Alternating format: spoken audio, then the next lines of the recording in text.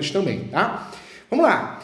Eu trago para você também que, diante disso, a partir do registro ou distribuição, ocorre a perpetuação, né, da jurisdição, de modo que a competência não pode ser mais alterada, salvo no mesmo caso de supressão do órgão judiciário ou também de alteração da competência absoluta. Então, também é importante.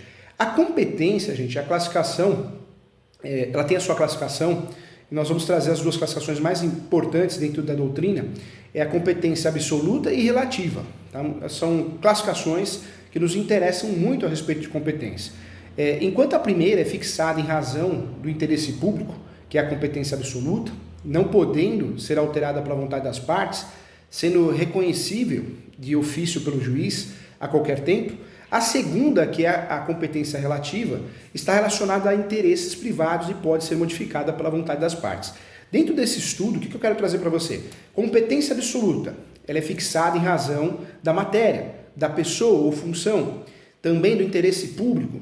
A competência absoluta também é fixada, ela é alegada como questão preliminar em contestação ou em qualquer tempo e grau de jurisdição. E pode sim ser conhecida de ofício. Outro detalhe importante da competência absoluta, gente, é a declaração da incompetência absoluta, né? Que implica, sim, na remessa do processo ao juízo competente e poderá gerar anulação dos atos decisórios. Também é importante aqui trazer para você que inderrogável por convenção das partes, também, hein? E ela é alegada em preliminar de contestação ou simples petição nos autos, a competência absoluta. Totalmente diferente da classificação da competência relativa no processo, na advocacia, né, no uso do Poder Judiciário.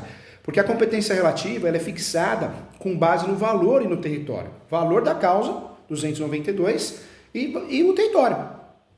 Também interesse público, é a grande diferença da competência absoluta, porque na competência relativa não é interesse público, interessa o interesse privado. Então, a grande diferença da competência absoluta para a competência relativa, podemos dizer assim que na competência absoluta o interesse é público, na competência relativa o interesse é privado. Outra mudança também, que ocorre de uma para outra, é que na competência relativa, alegada como questão preliminar, em contestação, sob pena de prorrogação da competência. Lá na competência absoluta, pode ser conhecida de ofício, já na competência relativa não pode ser conhecida de ofício. Olha como é diferente. Na competência absoluta também, a declaração de competência absoluta implica a remessa do processo ao juízo competente e poderá gerar anulação dos atos decisórios. Já na competência relativa, o reconhecimento da incompetência relativa não implica anulação dos atos decisórios. Outro ponto importante, admite foro de eleição à competência relativa. E isso é muito utilizado no Brasil nos contratos, vários contratos de locação, contratos imobiliários, né? Eu escolho o foro que eu quero utilizar. Observação, antes da citação, a cláusula de eleição do foro, se abusiva, pode ser reputada ineficaz de ofício pelo juiz, que determinará sim a remessa dos autos ao juízo do foro ou domicílio do réu, tá? Isso é importante. Citado, incumbe ao réu alegar a abusividade da cláusula de eleição de foro na contestação sob pena de preclusão, artigo 63. E também, se o réu não alegar a incompetência relativa, ocorrerá a prorrogação da competência, ou seja, o juízo, até então relativamente incompetente, passará a ser competente para julgar a lide. Então, também importante. Uma dica importante que o professor traz para vocês aqui, hein? De acordo com o Código de Processo Civil atual, a declaração de competência absoluta não possui como efeito imediato a nulidade, hein, gente?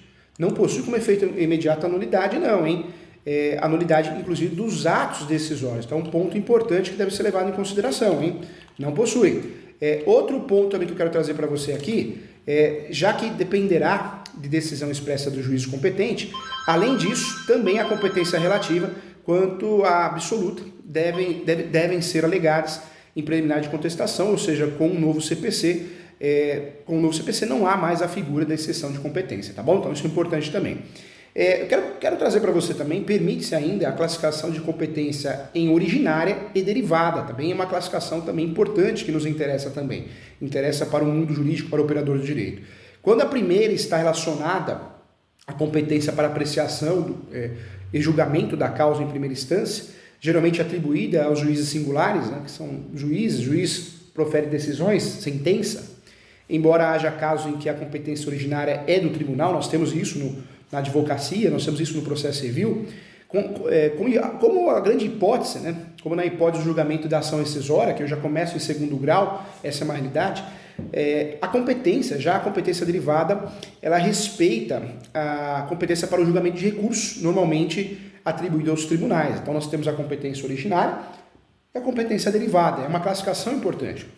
O Código de Processo Civil estabelece alguns casos que importam dentro da prática jurídica, casos importantes de fixação de fato de competência pelo critério territorial. Em regra, a competência relativa, ou seja, né, identifica o território onde a causa será julgada, e isso fica fácil de entender diante de uma classificação mais ou menos assim. Vamos classificar espécie de ação, competência e observações. Vamos trazer aqui dentro dessas espécies de ações, ações fundadas em direito pessoal ou em direito real, sobre bens imóveis, artigo 46 do Código de Processo Civil, direito imobiliário, né? Competência, em regra, o foro do domicílio do réu, ok? Então, a competência, nós temos aí vínculo ao imóvel, eu vou no foro mais próximo ao imóvel. Observações, tendo mais de um domicílio, o réu será demandado no foro de qualquer um deles, então é uma regra geral. Sendo incerto ou desconhecido o domicílio do réu, muitas ações nós usamos isso, né? Local incerto e não sabido. Podemos fazer isso. Ah, professor Júlio, toda ação tem réu. Não tem, não. Não tem réu as ações de jurisdição voluntária e não tem réu as ações que eu não conheço o réu, então eu vou usar réu desconhecido. Eu posso fazer isso. Muito advogada, muito operador de direito deixa de usufruir por falta de conhecimento nesse sentido. Voltando aqui, uma observação importante dentro da espécie de ação e competência, quando o réu está em um local incerto e não sabido ou desconhecido, o domicílio do réu poderá ser demandado onde for encontrado ou no foro domicílio do autor, tá? Essa é uma regra importante também. Importante para a advocacia, importante para concurso público. Quando o réu não tiver domicílio também ou residência no Brasil, a ação será proposta fora do domicílio do autor, e se esse também residir fora do Brasil, a ação será proposta em qualquer fórum, também importante. Outra dica importante, sendo de fato havendo, né, 2 ou mais réus com diferentes domicílios, serão demandados no foro de qualquer um deles a escolha do autor, tá? Então isso é importante. Vamos lá. Diante da espécie de ação, eu quero trazer para você que na execução fiscal, artigo 46 e também artigo 46, parágrafo 5º do Código de Processo Civil, competente é o foro do domicílio do réu ou de sua residência ou do lugar onde for encontrado, também é importante. Já nas ações fundadas em direito real sobre imóveis, a competência, né, é competente o foro de situação da coisa. O autor pode optar pelo foro do domicílio do réu ou pelo foro de eleição, algumas exceções, a locação, acho uma boa exceção, se o litígio não cair sobre direitos de propriedade, vizinhança, servidão, divisão e demarcação de terras e também enunciação de obra nova, tá? Isso, um grande exemplo nós temos é a locação, né? Muita gente usa o foro de eleição. As ações possessórias, a possessória imobiliária, será proposta em domicílio da situação da coisa também, cujo juízo tem competência absoluta, então também isso é importante. Já inventário, partilha de bens, arrecadação, cumprimento das disposições de última vontade, impugnação, né, impugnação ou anulação de partilha extrajudicial e todas as ações em que o espólio for réu, ainda que o óbito tenha ocorrido no estrangeiro, artigo 48 do Código de Processo Civil, competente o foro de domicílio do autor da herança no Brasil, ok? Se o autor da herança não possuía domicílio certo, é competente o foro da situação dos bens imóveis e não, de fato, né, uma outra orientação também que o próprio artigo nos dá, é o foro de situações dos bens imóveis. Além dessa classificação, também havendo bens imóveis em foros diferentes, qualquer um destes serve também. E não havendo bens imóveis, o foro do local de qualquer dos bens do espólio, também uma regra importante também, que merece atenção especial. E dentro dessas classificações, ainda é importante falar as ações em que o ausente for réu, né? Isso aparece no artigo 49, foro do último domicílio do ausente, que também é competente para a arrecadação, o inventário, a partilha e o cumprimento das disposições testamentárias, tá? A ação em que o incapaz for réu, artigo 50, a regra é foro do domicílio do representante ou assistente. Lembrando que menos de 16 anos, ele pode comprar, pode assinar contrato, pode processar, pode, mas vai ser representado. 16 aos 18 vai ser assistido pelo pai, a mãe, o representante legal, ok? Outra ação que nos interessa muito também é a ação em que seja autora a União, artigo 51 do Código de Processo Civil. o foro do domicílio do réu, tá? Essa é a regra. Se a união for a demandada, a ação poderá ser proposta no foro do domicílio do autor, na incorrência, né, na ocorrência de fato do ato ou fato que originou a demanda, em tal situação, a coisa, ou no Distrito Federal, também a exceção.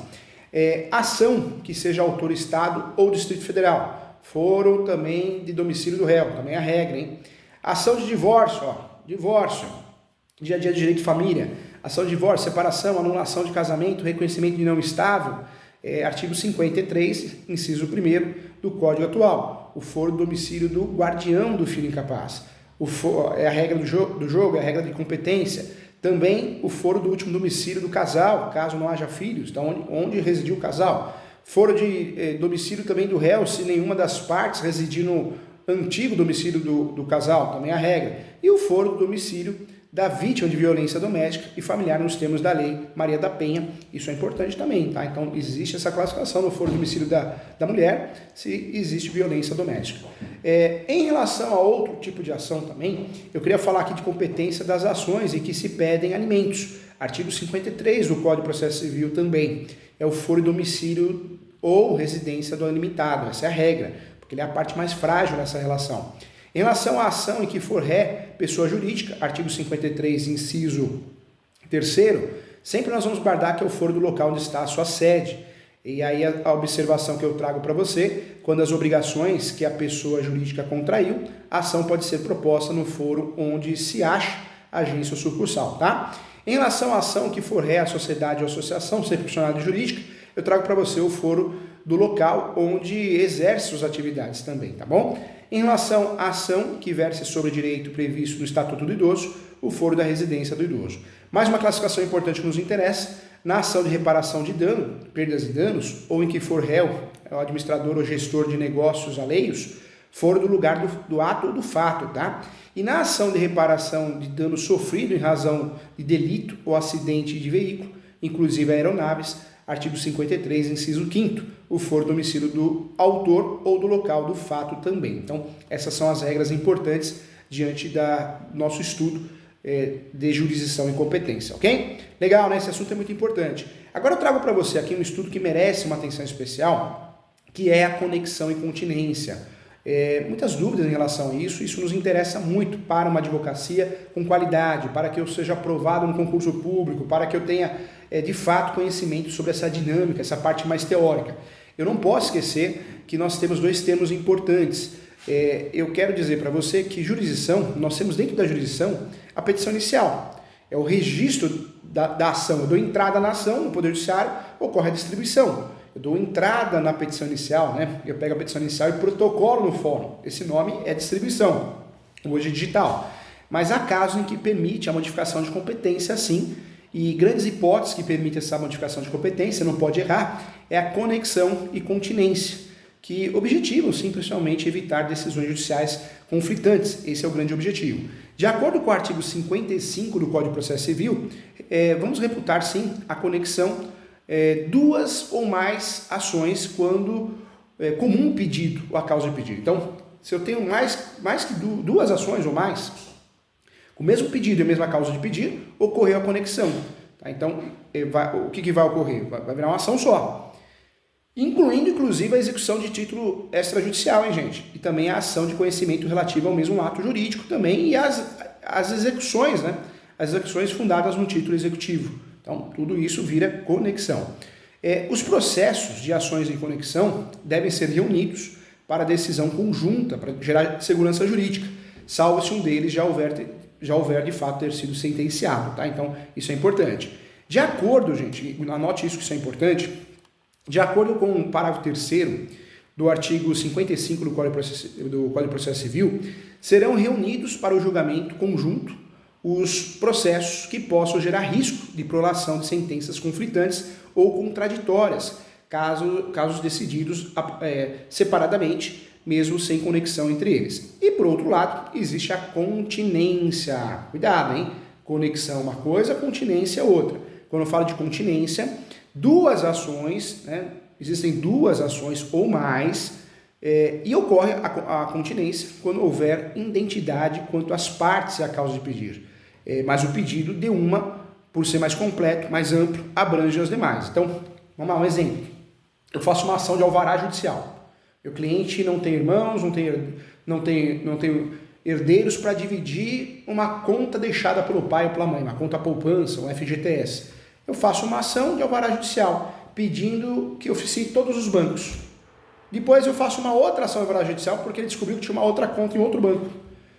Não tem sentido, aqui eu já pedi para oficiar todos os bancos. Então a continência acontece nisso, quando houver identidade em relação às partes e à causa de pedido, mas o pedido de uma, por ser mais amplo, ele abrange os demais, tá? Então, conexão é uma coisa, continência é outra, ok? Continência, nós temos aí a classificação de continência toda vez, né, que duas ou mais ações tenha em comum o pedido, ou a causa de pedido, e para aí. Já na continência, existe o quê? As mesmas partes, as mesmas causas de pedido, mas uma das ações o pedido mais amplo, ok? Continência e conexão, temos que dominar isso para poder trabalhar com qualidade, tá bom? Legal, esse assunto é importante, hein? Legal. Quero agradecer a todos que assistiram, volto daqui a pouquinho, um grande abraço e até já.